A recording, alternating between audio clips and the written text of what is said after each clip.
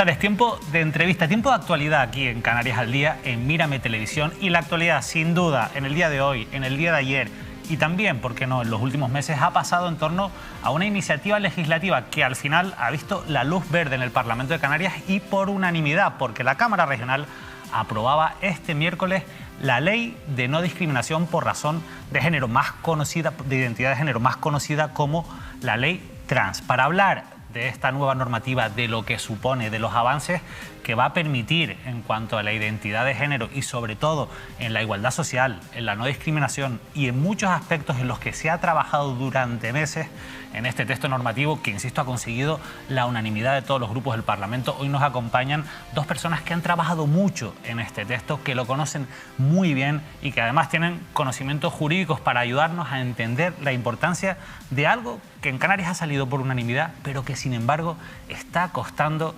conseguir el consenso a nivel nacional. Seguramente después de esta entrevista todos y todas y todes tendremos un poco más claro por qué es importante la ley trans. Para ello ya paso a presentar a nuestros invitados. Marcos Ventura, que es portavoz de la coordinadora Ley Trans e Intersex de Canarias. Marcos, bienvenida, gracias por estar con nosotros. Gracias por invitarme. Y también está Sergio Siberio, nos acompaña Sergio Siberio, presidente de Diversas LGTBI. Sergio, gracias. Muchas gracias a ustedes por invitarnos en este día histórico, sin duda. Sergio, si te parece, empezamos por algo tan básico como explicar, vamos a ir a algún detalle, pero vamos a explicar por qué es tan importante la aprobación de esta ley trans en Canarias y qué cambios supone así a grandes rasgos. Bueno, la ley que se aprobó ayer en Canarias de forma unánime con el apoyo de todos los grupos parlamentarios era una ley que veníamos reivindicando los colectivos LGTBI y trans de nuestro archipiélago desde hace más de 3 años. En el año 2014 aprobamos una norma que es la Ley 8/2014, que fue una ley que de alguna manera nació con fecha de caducidad, en el sentido de que de alguna manera era una ley de mínimos que muy pronto quedó desfasada porque los avances sociales y la importancia de muchas de las reivindicaciones que hemos venido abanderando los colectivos LGTBI y trans en el archipiélago y en el resto del Estado han evidenciado la importancia de generar leyes que sean no tanto de mínimos, sino de máximos, garantistas en los derechos e integrales, en el sentido de que esta norma aprobada en el día de ayer, la ley que ya es ley casi 2/2021 y aprobada por unanimidad, plantea una protección de los derechos no solo de las personas trans, sino también de las personas intersex en todos los ámbitos, desde el laboral hasta el social, en el punto de vista sanitario, en lo educativo y siempre en el ámbito de las competencias de la Comunidad Autónoma de Canarias, que es muy importante y en lo que nos hemos fajado por fijar de alguna manera, e incorpora medidas que son imprescindibles y que yo creo que a lo largo de la entrevista de hoy vamos a poder detallar. Vamos a hablar de algunas de esas medidas, Marcos. ¿Qué destacarías? ¿Cuál crees que es el mayor avance que consigue esta ley, sobre todo en la teoría, pero también en la práctica? Porque al final esta ley habrá que aplicarla a partir de ahora, ¿no?, en nuestras vidas. Sin duda, lo principal que incorpora la ley son los principios de despatologización y autodeterminación. En el año 2018, la Organización Mundial de la Salud por fin confirmó que las identidades trans no eran una enfermedad, y si nuestras identidades no son una enfermedad, no se pueden diagnosticar a través de un diagnóstico psicológico o psiquiátrico. Con lo cual, la determinación de lo que hay en mi fuero interno solo se puede saber a través de una declaración expresa, porque nadie más puede entrar en mi interior y saber cuál es mi realidad. Estos son los dos principios, la despatologización y su contracara lógica y necesaria, que es la autodeterminación, que son claves porque entroncan con todo lo que es no solo el libre desarrollo de la personalidad, sino el mismo concepto de la dignidad humana, el hecho de que por formar parte de la diversidad sexogenérica no somos personas enfermas ni ciudadanas de segunda. Lo tremendo, Marcos, perdona, es que esto se ha reconocido en el año 2018. Sí. Tiene que ver pues, con todo el movimiento LGTB contemporáneo que surge hace ya 51 años en Stonewall. La despatologización de las orientaciones homosexuales tuvo lugar en 1990 y la despatologización de las identidades trans llega pues 28 años más tarde. Parece que el activismo trans siempre va un poco más retrasado que el activismo homosexual, pero de momento lo estamos consiguiendo. Lo estamos consiguiendo hasta el punto de que muchas organizaciones internacionales, desde el Consejo de Europa a la Unión Europea, a la propia ONU, con los principios de Yogyakarta, ya reconocen que la autodeterminación es la forma de garantizar los derechos humanos de las personas trans. Marcos, yo quiero aprovechar, yo creo que has explicado muy bien al final el concepto de autodeterminación de género, pero tú eres una persona que te considera de género no binario. Sí, así es. ¿Eso qué significa? Las personas no binarias no nos identificamos ni como hombres ni como mujeres. Formamos parte del espectro trans porque nuestro género no es el que se nos asignó al nacer en base a nuestros genitales, pero no sentimos que pertenezcamos al género contrario. Sé que es difícil de entender porque tenemos muy interiorizado un esquema binarista en el que las cosas son o blancas o negras. Eso es algo femenino, entiendo. Exactamente, eso es algo muy propio de nuestra cultura occidental. Hay otras sociedades en las que esto no genera ningún conflicto. En las sociedades occidentales es una realidad que cuesta mucho visibilizar, pero te puedo asegurar que existimos y que según los pocos datos que tenemos podemos ser cerca de 1/3 de todas las personas trans nos identificamos como personas no binarias. La verdad es que hay muchos avances, sobre todo también de cara al ámbito educativo, es decir, de la sociedad, que ahora lógicamente va a tener que convivir con esta normativa y por tanto va a tener que conocerla. Pero también es verdad que hay una parte que todos nos planteamos y es, ¿realmente solo con plasmar esto en una legislación es suficiente para concienciar también a la sociedad y para que al final esta ley se cumpla?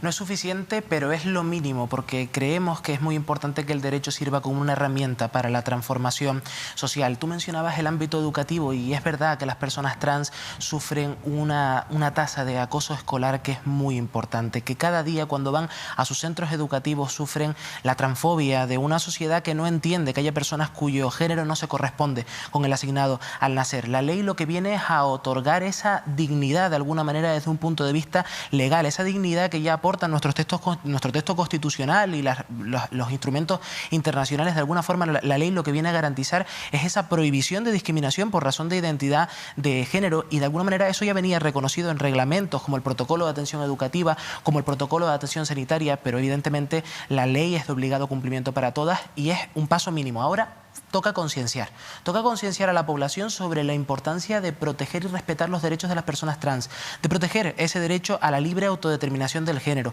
de entender y aceptar, y esa es una labor que tenemos que hacer también de alguna manera, tanto los medios de comunicación, que por cierto tienen una parte específica en la propia ley, donde se viene a fomentar espacios que sirven precisamente para educar y sensibilizar a la ciudadanía en que la diversidad es un valor de nuestra sociedad, es algo muy positivo que existan personas lesbianas, gays, trans, bisexuales, y que eso nos hace mejores, no peores, y que no podemos discriminar por ese tipo de cuestiones. De alguna manera la ley viene a sentar las bases de lo que ojalá sea una sociedad respetuosa, libre, abierta con la diversidad sexual de género y familiar. Hace falta educación, que la gente conozca también lo que supone esta ley, pero Marcos, también la ley va acompañada de un marco de sanción punitivo para quien no cumpla esta ley. ¿Qué es lo que se va a sancionar en este caso?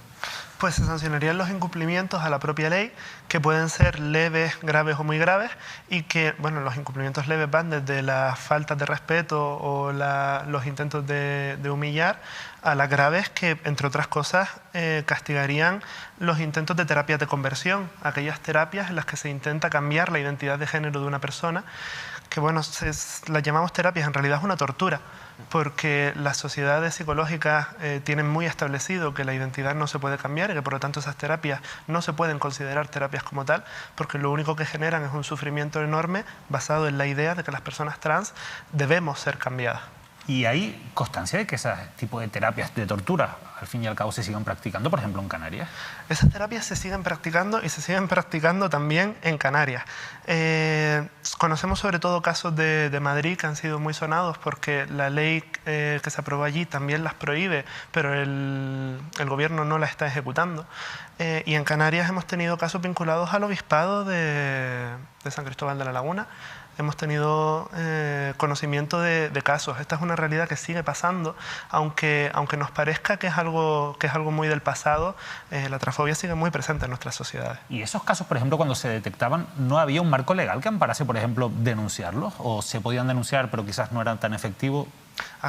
Actualmente existen fórmulas, pero las fórmulas son complicadas y dependen mucho de la apreciación de los jueces. Tú puedes intentar denunciar por mala praxis, pero denunciar por mala praxis puede ser complicado si la persona se escuda en que no es un tratamiento, es un acompañamiento espiritual, puede ser un poquito más complicado. Yo creo que con esta ley venimos a tipificar algo muy concreto en una sanción administrativa, porque una ley del Parlamento de Canarias no puede ser penal, pero venimos a sancionar algo muy concreto, que es intentar cambiar la identidad de género de una persona, y creo que ayudará definitivamente a perseguir estas actitudes. Y es muy importante que la ley venga acompañada de un marco sancionador, porque al fin y al cabo, de alguna manera, eso también, aparte de la necesaria sensibilización de la que hablaba, al fin y al cabo, la ley tiene efectos obligatorios para la ciudadanía y tiene que ser cumplida. Lo que no puede ser es que en este momento en Canarias no tuviéramos una legislación que prohibiera, ni tampoco a nivel estatal, que prohibiera algo tan degradante, tan contrario a la dignidad de las personas y a su propio reconocimiento como ser humano, como que intenten cambiar tu identidad de género. ¿Qué pasaría si intentaran cambiar nuestra orientación sexual a las personas heterosexuales que nos escuchan, o a la identidad de género de personas que sí se sienten con el género asignado al nacer? Lo consideraríamos una aberración, ¿verdad? Pues de la misma manera que lo consideramos una aberración, ahora la ley lo tipifica y además establece esas sanciones que yo creo que van a ser imprescindibles. De alguna manera creo que hay que lograr la sensibilización. En derecho decimos el palo y la zanahoria. Está la zanahoria en el sentido de que tenemos que seguir sensibilizando, tenemos que seguir logrando que la ciudadanía, ganando el discurso de alguna manera, como hacemos cada día en las calles y en los centros educativos y en muchísimos lugares, los colectivos LGTBI, pero también si la zanahoria no sirve para que la ciudadanía se conciencie sobre la importancia de cumplir la ley, existe el palo y de alguna manera tenemos que hacer cumplir la ley con el marco sancionador. Pero fíjate lo que decía Marcos, ahí en Madrid, por ejemplo, la ley está, el marco normativo está, pero después no se tramitan las sanciones. Aquí también hay que pedir responsabilidad a la administración pública, entiendo que es básico. Cuidado, porque este es donde está ahora mismo la pelota, porque la Comunidad de Madrid se viene denunciando desde hace mucho tiempo que la normativa no se está cumpliendo como exige verdaderamente la ley aprobada por la Asamblea de Madrid. Por eso ahora la pelota está, por un lado, en reglamentar bien la norma, en el sentido de establecer un reglamento lo más garantista posible, lo más claro, que de alguna manera establezca y desarrolle suficientemente los criterios de esta ley, y además, por supuesto, que el Gobierno de Canarias, que no nos cabe duda de que la sensibilidad y esa cuestión está ahí para que se pueda aplicar, porque si no, no tiene sentido tener una norma si no se aplica. Y además, también es verdad, hay otra cuestión también clara, ¿no? La legislación autonómica tiene sus límites, basadas fundamentalmente en las competencias. Lo decía antes Marcos, la Comunidad Autónoma de Canarias no puede marcar una norma de rango penal, no puede entrar en el ámbito, en este caso, de los delitos de odio, por ejemplo, contra el colectivo LGTBI, y por eso es tan importante que se apruebe no solo la ley autonómica, que es la 12ª de todo el país y una de las más pioneras de alguna manera, y no porque la hayamos hecho los colectivos LGTBI de Canarias, sino porque así lo demuestra su regulación, sino además la importancia de la ley estatal trans, de la igualdad real y efectiva de las personas trans, y la ley LGTBI, porque esto tiene que ser un conjunto y de alguna manera el Estado y las comunidades autónomas en este sistema multinivel de protección de los derechos tiene que garantizarse de manera competente, ¿no? Vamos a hablar de esa dicotomía, de esa situación que está ocurriendo, las complicaciones que hay a nivel nacional para sacar una ley que, sin embargo, pues ha salido, dentro de lo que cabe, con bastante facilidad y unanimidad en Canarias, pero a mí me falta, así con la cabeza, yo sé que fácil no ha sido, Tuvimos que hacer hasta el último segundo para aprobarla, pero al final creo que los grupos parlamentarios han demostrado tener un convencimiento, los hemos tenido que convencer en buena medida, y al final lo conseguimos, pero fácil nos ha costado 4 años. Pero bueno, está hecho. Tienes razón en que ha costado 4 años, pero sí que es verdad que en comparación con lo que está pasando en la península hay cosas que no se entienden. Pero antes de dar ese salto, si me lo permiten, Marcos, ¿cómo queda el menor de edad, la persona trans, la persona intersexual que es menor de edad o que, por ejemplo, no está de acuerdo con la identidad de género que le han asignado, con el sexo que le han asignado? ¿Cómo queda dentro de este marco normativo, de esta ley? Pues se garantiza muchísimo su situación, mucho más de lo que venía sucediendo hasta ahora.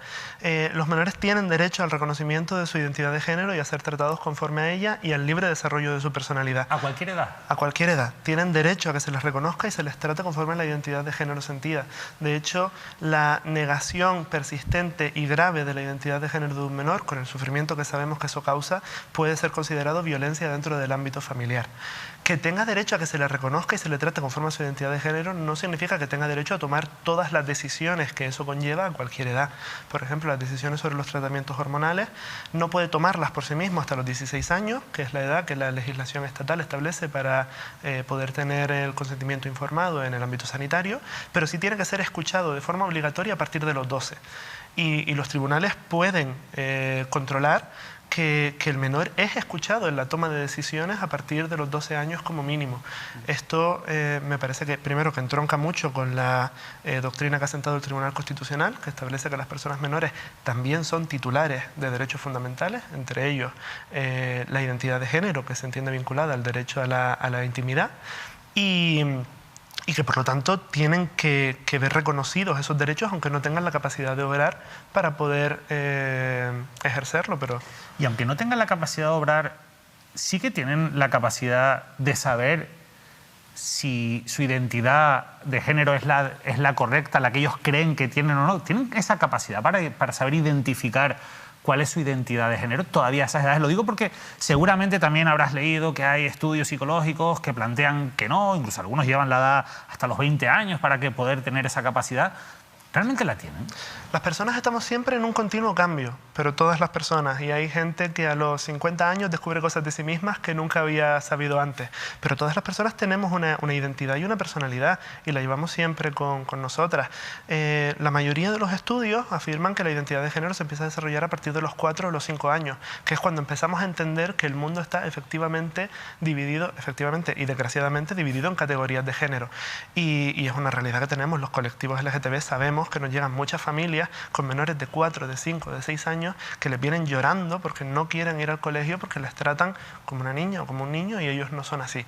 Y esto es una realidad que existe y que genera mucho sufrimiento. Sí, las personas sabemos quiénes somos. A veces nos puede costar un poco más exteriorizarlo, pero sabemos quiénes somos. Y además de esa doctrina del Tribunal Constitucional en la que menciona Marcos, también los organismos internacionales y el marco europeo han venido a proteger esta cuestión. No nos olvidemos que las personas menores de edad son titulares de derechos fundamentales y además pueden ejercitarlo de forma autónoma sin necesidad del complemento y la representación de sus familias. Por cierto, muchas veces familias que atentan contra, precisamente lo que decía Marcos, contra la identidad de género expresada y manifestada por parte de la persona trans. ¿Qué hacemos? Porque es una persona menor de edad, vamos a dejar al arbitrio de una familia que no respeta y defiende sus derechos el desarrollo de esa persona menor de edad. Si la persona menor de edad puede con 16 años tomar la decisión para mantener relaciones sexuales, si con 12 años la legislación civil dice que tiene que ser escuchada en todo caso, dice el Código Civil, en todo caso para medidas de guarda, tutela, acogimiento, custodia, medidas de protección de menores, si con 16 y 17 años la ley de interrupción voluntaria del embarazo permitía, y creo que hasta dentro de poco va a volver a permitirlo de nuevo, la interrupción voluntaria del embarazo de las mujeres sin necesidad de consentimiento y complemento de las familias, ¿por qué no vamos a permitir dotar, en este caso, de protección a personas menores de edad y vamos a retrasar este proceso hasta qué? Hasta que cumplan 18 años. Es que cuando cumplen 18 años su opinión es más válida que cuando son menores de edad. No tiene ningún sentido. Que el libre desarrollo de la personalidad es el mayor interés superior del menor que puede haber. No puede haber un interés superior del menor más importante que el poder desarrollarse libremente y no tener las consecuencias de haber pasado por una adolescencia por la que no querías pasar, porque aseguro que eso deja huella toda la vida. Esa huella que deja, la verdad es que no es mi intención entrar en detalles de ese maltrato que lógicamente existe, que aquí incluso en esta entrevista ya ha salido en algún momento, pero al final sí que es verdad, que yo entiendo que una persona que no tiene ni siquiera la capacidad de poder expresar cuál es su identidad de género, eso tiene unas consecuencias. ¿Creen que con este texto normativo se va a reducir ese maltrato que sufren las personas trans e intersex cuando son, sobre todo, menores de edad? Definitivamente. Antes lo hablábamos, las leyes no son la panacea, pero las leyes reconocen derechos y a partir de esos derechos se pueden ejecutar políticas públicas y a partir de esos derechos los colectivos nos podemos también agarrar para poder hacer activismo y definitivamente no es magia, no es chasquear los dedos y desaparece la transfobia, pero desde luego es la piedra angular en la que vamos a poder desarrollar toda una serie de acciones que conseguirán que en Canarias las personas trans podamos vivir mejor. Y sobre todo esa base jurídica también, por ejemplo, para los centros educativos. El hecho de que los centros educativos a partir de ahora, que trabajan constantemente con personas menores y ante la sombra que se vive en el resto del país sobre el tema de un posible PIN parental, un posible veto parental que de alguna manera elimina la educación afectivo-sexual de las aulas, yo creo creo que esta ley viene a establecer un principio que es fundamental. Desde muy pequeñas, desde muy pequeños y pequeñas, tenemos que educar en materia de educación afectivo-sexual desde la diversidad y de alguna manera evitamos pues, el hecho del fracaso escolar. Sabemos que la tasa de fracaso escolar y de abandono escolar por parte de las personas trans es muy alta porque no soportan la transfobia que día a día sufren en sus centros educativos. Tienen que abandonarlo y ello dificulta incluso hasta su inserción laboral. Hay estudios que dicen que las personas trans tienen más de un 80% de tasa de paro, ¿no? De desempleo. Y eso es un auténtico drama y las instituciones tienen una responsabilidad para poder frenarlo de alguna manera y eso se consigue con leyes, con normativa que proteja. Sin duda hay un desequilibrio en la equidad tremendo, ¿no? De cara a las personas trans intersex, pero también tú dabas antes una tasa, antes de empezar esta entrevista, que a mí me dejaba pensando, porque suele ser un asunto bastante tabú, sobre todo en los medios de comunicación, y es el suicidio. O sea, también una de las tasas, ahora me lo explicarás, más altas están las personas, sobre todo jóvenes trans intersex. Hablar de suicidio a los colectivos LGTBI incluso a veces nos genera algo de tensión, porque de alguna manera es un auténtico drama. Que alguien tenga que tomar una decisión como la de quitarse la vida por la transfobia que sufre. Nosotros decimos que no son casi suicidios, son auténticos asesinatos sociales. Por ejemplo, Alan o Ekai, dos menores trans, menores de edad, como digo, que esperando a que su DNI pudiera reconocer su identidad de género, escribieron, en el caso de Kai, una carta donde planteaba que se suicidaba porque no podía soportar más no poder ver reconocida su identidad de género. Hay estudios que dicen que las personas LGB, lesbianas, gays y bisexuales, sufrimos una tasa de acoso escolar en torno al 43%, nos llegamos a plantear el suicidio y un 17% han intentado suicidarse. En el caso de las personas trans, esta tasa puede llegar incluso hasta duplicarse porque la transfobia es muchísimo mayor que la discriminación que sufrimos las personas como yo, que soy gay, por ejemplo. Entonces, creo que hay que hacer un trabajo muy importante de sensibilización, un trabajo muy importante para sensibilizar y visibilizar también esta realidad y que cuando hablamos de esto no hablamos de teoría. No hablamos de la teoría queer, no hablamos de filosofía sobre el género, sobre el sexo, el borrado, cuestiones así, sino que hablamos de vidas. Y cuando hablamos de vidas, creo que hay que ser más responsable. Por ejemplo, en redes sociales hemos visto últimamente una transfobia muy importante y un acoso muy grave a las personas, también adolescentes y jóvenes trans, por parte de personas que se autoproclaman feministas, pero que verdaderamente son transfobia. Esto genera mucho daño y mucho dolor a personas y estamos hablando de derechos, verdaderamente. Vamos a hablar... Bueno, Marcos, querías añadir. Yo quería añadir, porque es que a las personas trans no nos gusta mucho hablar de salud mental, porque se nos ha considerado enfermas toda la vida y hablar de salud mental parece que es volver a ese estigma de la patologización. Pero yo creo que es importante resaltar que la transfobia causa muchísimo daño en nuestra salud física y en nuestra salud mental. Tenemos un estudio de la Comisión Europea del año 2020 que demuestra que los sistemas administrativos basados en el principio de autodeterminación aumentan considerablemente el bienestar de las personas trans y su salud mental. Y la cifra que yo creo que es clave de una posibilidad hasta 8 veces mayor de llegar a cometer un intento de suicidio habla mucho del sufrimiento que se pasa y de las consecuencias que eso tiene.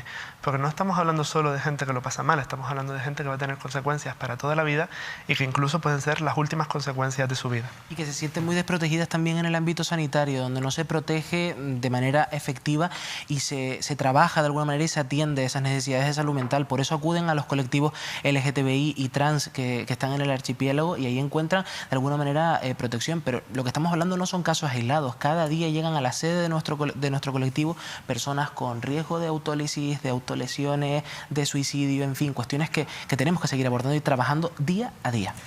Una cosa, Marcos, porque al final, lo comentaba Sergio, ha habido críticas desde colectivos feministas, no son aisladas, en redes sociales incluso han llegado a ser bastante numerosas.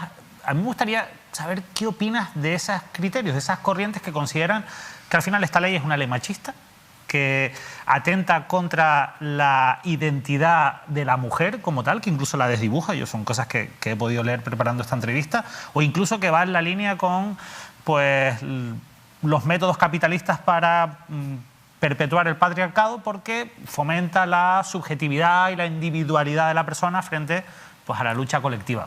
Así, a grandes rasgos, ¿qué opinas de todas estas críticas? Bueno, lo primero que opino, yo sí creo que son marginales, que son bastante individuales, y la prueba lo tenemos en que los colectivos feministas de base, las redes feministas que organizan los 8 de marzo, los 25 de noviembre, siempre han tenido un posicionamiento transfeminista, un posicionamiento transinclusivo, y de hecho en la última manifestación en la calle que tuvimos en 2019, vimos en las redes como por ejemplo Amelia Valcárcel decía que ella se quedaba en casa porque no iba a ir a ninguna convocatoria que permitiera unicornios. O sea, al final la que consideraba que éramos unicornios era ella, pero no el movimiento feminista. Yo creo que esto es muy importante tenerlo en cuenta. Pero más allá de eso... O sea, ¿ustedes se sienten apoyadas por el movimiento feminista? Somos parte de hecho, del somos movimiento feminista. Los colectivos LGTB estamos en todas las coordinadoras y nos sentimos plenamente integradas porque hacemos activismo feminista. Sí es verdad que hay una minoría que intenta excluirnos y yo lo entronco en la historia general del movimiento feminista. Las personas que hacen feminismo son personas que viven en esta sociedad, que se han criado en la misma sociedad y que no están libres de los prejuicios que la sociedad tiene. El movimiento feminista ha tenido que luchar contra el racismo interno y han tenido que crearse en los 60, sobre todo, movimientos de feminismo negro. Las primeras organizaciones feministas querían excluir a las mujeres lesbianas y hubo que hacer un activismo específico de feminismo lesbiano para poder integrarse dentro del movimiento feminista. Y ahora le está tocando a las mujeres trans. Esto no es nuevo, ha pasado siempre con todas aquellas mujeres que se alejaban del estereotipo de mujer blanca, cis heterosexual, burguesa, de clase alta con estudios. Siempre ha habido que abrir espacios en el movimiento feminista. Creo que ahora no hace falta, creo que esos espacios están abiertos, pero por supuesto ser feminista no te libra de tener prejuicios. Al final hablamos de, incluir, excluir, yo creo que eso es son términos importantes, al final lo que busca esta ley es incluir, lógicamente. Claro, y hay que, además de lo que dice Marcos, que es fundamental para desmontar en buena medida esta cuestión, yo el otro día escuchaba a Carla Antonelli, que cuando se hablaba de esta historia de que esta ley borra a las mujeres, lo que plantea Carla Antonelli es que este tipo de discursos borra a las mujeres, pero a las mujeres trans, y las mujeres trans son mujeres y son parte del movimiento feminista. Ya lo decía una asociación del norte de Tenerife, que es Jaire, que decía que el feminismo sin mujeres trans es como el potaje sin gofio. De alguna manera creemos que es muy importante que se evidencie la importancia de que somos también movimiento feminista, porque el feminismo será transfeminista o no será. Y luego, de alguna manera también, desmitificar buena parte de las barbaridades que se han dicho respecto al contenido jurídico de la norma. Se ha planteado que hay personas que van a recurrir a esta norma para cambiar su identidad de género con el fin de cometer delitos contra la violencia machista. Esto es como de violencia machista. Esto es tan bárbaro como plantear que hay personas que van a denunciar falsamente a sus acosadores recurriendo a la ley de violencia machista. El derecho tiene mecanismos, de alguna manera, para repeler el uso abusivo del derecho. Y aún no encuentro a una persona que quiera pasar por el calvario que hemos comentado durante esta entrevista, por el calvario de ser una persona trans y de ser insultada, humillada en todos los contextos sociales, no ver reconocido su identidad en los documentos oficiales para cometer delitos. Eso no solo es fraude de ley, no solo es abuso de derechos, sino que el discurso que dice esto es transfobia, con todas las letras. Estamos casi llegando al límite del tiempo, pero hay dos cuestiones que sí o sí quiero tratar. La primera, lo hablábamos antes, ¿qué está pasando a nivel nacional? Por lo que hemos visto, hay un debate, o por lo menos la versión oficial del conflicto está en el debate jurídico. Empecemos por ahí, si les parece. ¿Realmente se puede aprobar una ley parecida a la que se ha aprobado en Canarias de ámbito nacional sin ir contra la Constitución, sobre todo teniendo en cuenta de que probablemente hay grupos en el Congreso que están dispuestos a llevar esta ley si se aprueba al Tribunal Constitucional? Absolutamente. Además, creo que el consenso jurídico es bastante amplio. No solo estas leyes están vigentes, el principio de autodeterminación, en ya 12 comunidades autónomas. No solo lo piden organismos internacionales como la Comisión Europea o el Consejo de Europa, sino es que además es un principio que parte de la propia Constitución. O sea, los derechos fundamentales, los derechos humanos de las personas, el derecho a la intimidad, el derecho al libre desarrollo de la personalidad, el derecho a la salud, todos esos derechos tienen un carácter expansivo que hace que vayan por encima de otros principios constitucionales, como en este caso puede ser el principio de seguridad jurídica, que es importante, pero al fin y al cabo nadie pide quitar el sexo del registro civil. Pide que los procedimientos para ese cambio del sexo no violen los derechos fundamentales de las personas trans, siendo un procedimiento invasivo o un procedimiento ¿cuáles son los limitante. Requisitos? Porque es invasivo y creo que es bastante exigente. Es muy invasivo. Ahora mismo, primero tienes que tener un informe psicológico, psiquiátrico que acredite una enfermedad que ya no existe, porque desde el año 2018 la disforia de género desaparece como enfermedad y las identidades trans pasan a ser una condición relativa a la salud sexual. necesitas un informe médico de una enfermedad que no existe. Y segundo, necesitas someterte a un cambio en tu cuerpo hormonal de al menos 2 años. Estamos pidiéndole a la gente que para haber reconocido sus derechos, obligatoriamente tienen que modificar su cuerpo, que es algo invasivo que la mayoría de las personas trans vamos a querer hacer, pero no todas. Y estamos obligando a la gente a cambiar su cuerpo para poder reconocerle sus derechos. Es una barbaridad. Y luego está otra cuestión que yo entiendo que es clave, además de la constitucionalidad. Marcos y yo somos juristas. Las personas LGTBI, y concretamente las personas trans y colectivos activistas, somos las principales interesadas, y se lo decíamos a los grupos parlamentarios cuando debatíamos sobre la ley canaria, las principales interesadas en que esta norma tenga todas las garantías para no ser tumbada. Hay constitucionalistas de nuestro país que han venido defendiendo desde hace mucho tiempo la importancia de reconocer la autodeterminación del género. Malta, Portugal, Dinamarca, países del resto del mundo y de la Unión Europea que ya vienen reconociendo estos derechos. Y además, el Tribunal Europeo de los Derechos Humanos. El artículo 10.2 de la Constitución establece que el derecho debe interpretarse a la luz de los instrumentos internacionales en el marco de los derechos humanos. El Tribunal Europeo de Derechos Humanos, nada sospechoso de ser misógino como tildan a esta norma, viene diciendo que la autodeterminación del género es imprescindible. Canarias ya ha dado un paso en ese sentido. 12 comunidades autónomas van por encima de la legislación estatal, y ahora es el momento de que Carmen Calvo y el Partido Socialista, de una manera clara, de una manera nítida, deje de bloquear la ley que hemos trabajado los colectivos, deje de bloquear esa norma, que vaya al Consejo de Ministras y Ministros y se apruebe de una vez por todas antes de que se termine la legislatura. De Vox y el PP no esperamos absolutamente nada a nivel estatal, pero el Partido Socialista tiene que dar un paso definitivo en favor de los derechos de las personas trans. La verdad que es lo que está bloqueando realmente ahora mismo la posición del Partido Socialista. El Partido Socialista dice oficialmente que está trabajando en un texto que va a ser mejor que el que ha presentado y se ha tumbado por Esquerra República de Cataluña, y que al final no llegó ni siquiera a 100 apoyos debido a la abstención del PSOE, sobre todo en la Cámara. Pero hay una última cuestión rápidamente antes de irnos, Marcos, porque antes de empezar la entrevista me aclarabas, y yo te lo agradezco, que eres una persona no binaria y que para referirnos a ti tenemos que usar el pronombre femenino. ¿Por qué es tan importante el lenguaje? Que es algo que cuesta también, o que se nos atraganta mucho a la sociedad y que consideramos, bueno, nos parece una pérdida de tiempo, o parece en líneas generales una pérdida de tiempo hacer esfuerzos en esa parte. Bueno, primero, el lenguaje constituye la realidad, pero sobre todo es una cuestión de reconocimiento, es una cuestión de que reconoces que la persona que está enfrente tiene derecho a ser diferente y tú tienes que respetarlo, y es sobre todo una cuestión de respeto. Si en tu DNI pone Dolores, pero me pides que te llame Lola y yo insisto en llamarte Dolores, estoy cometiendo una falta de respeto contra ti que además todos veríamos claramente. Sin embargo, si en mi DNI pone Dolores y yo te pido que me llames Juan, no vemos esa falta de respeto que es clara y evidente. Al final, lo que queremos las personas trans es poder vivir nuestras vidas tranquilas, poder vivir nuestras vidas sin conflictos, sin prejuicios, y eso es lo que estamos intentando y lo que creo definitivamente que vamos a conseguir. Pues la verdad es que yo les agradezco mucho que nos hayan acompañado hoy en esta tarde. La verdad es que me quedo con pena de no tener más tiempo, pero quizás como este debate va a seguir estando, y sobre todo a raíz de la ley nacional, podemos volver a hablar en el futuro. A mí me parece que es muy interesante que este tipo de cuestiones, ustedes lo decían antes, también el papel de los medios de comunicación. Yo de entrada ya también les pido disculpas por los errores que haya podido cometer, porque la realidad es que todos tenemos que seguir aprendiendo, y les confieso que para mí me genera mucho más estrés y mucha más exigencia una entrevista como esta que una entrevista al presidente del Gobierno de Canarias, por ejemplo. Pero sí que es verdad que creo que eso también demuestra que hay una responsabilidad por parte de los medios de comunicación, y yo espero que estemos todos a la altura para conseguir trasladar el mensaje de la importancia que es ir avanzando socialmente en este ámbito. Así que por nuestra parte, muchísimas gracias, Sergio y Marcos, por habernos acompañado. Muchas gracias, David. Muchas gracias, de verdad. Nosotros hemos intentado aportar nuestro grano de arena para intentar explicar, informar y sobre todo aclarar algunas de las dudas que giran en torno a una decisión histórica que ocurría en el Parlamento de Canarias este miércoles con la aprobación de la ley trans. Esperemos que esto además tenga, bueno, pues una traducción a nivel en el ámbito nacional. Nosotros, como siempre, nos despedimos y esperamos que este espacio haya sido de utilidad para poder entender un poquito mejor la realidad con la que convivimos cada día. Que pasen una feliz noche.